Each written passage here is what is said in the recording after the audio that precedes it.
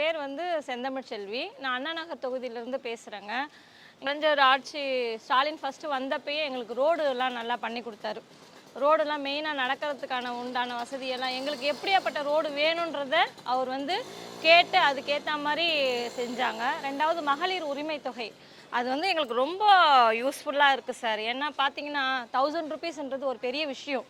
அந்த 1000 ரூபாய் வந்து மாதம் வந்து எங்களோட வருமானத்தில் இருந்து அது அவரோட காசுலேருந்து கிடைக்குதுன்றதுனால ரொம்ப பெரிய விஷயமா இருக்குது அந்த 1000 ரூபான்றது. இப்போ பார்த்தீங்கன்னா இப்போ அவர் என்ன பண்ணியிருக்காரு, 2000 ரூபாவா அறிவிச்சிருக்காரு. அது இன்னும் வந்து ரொம்ப சந்தோஷமான ஒரு விஷயமா இருக்குது.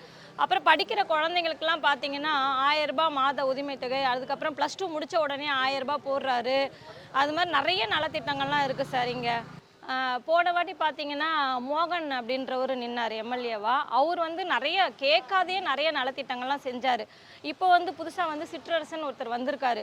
ஆனால் அவரை நான் நிறைய வாட்டி பார்த்துருக்கோம். நம்ம தொகுதியிலலாம் மோகன் சார் இருக்கும்போதே அவர் கூடலாம் வந்திருக்காரு, போயிருக்காரு.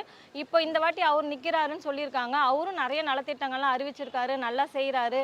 இப்போ வந்து எல்லாருக்கிட்டையும் யதார்த்தமாக ஓட்டு கேட்க வரும்போது பார்த்தீங்கன்னா கேஷுவலாக பேசி அவங்க வீட்டு பையன் மாதிரி பேசி நமக்கு எல்லா உதவிகளையும் செய்கிறதா அப்படி சொல்லி வாக்கு கொடுத்துருக்காரு. அதனால கண்டிப்பாக எங்களோட ஓட்டு இந்த வாட்டி நாங்கள் திமுகவுக்கு தான் போடுவோம். ஸ்டாலின் சார் தான் திருப்பி வந்து முதலமைச்சராக வந்து நிற்கணும். நின்னாதான் எங்களால் ஃப்ரீயாக பஸ்ஸில் போக முடியும், எங்கள் குழந்தைங்களாம் நல்லா படிக்க முடியும், எங்களுக்கு எல்லா நல்ல நலத்திட்டங்களும் இன்னும் கிடைக்கும்.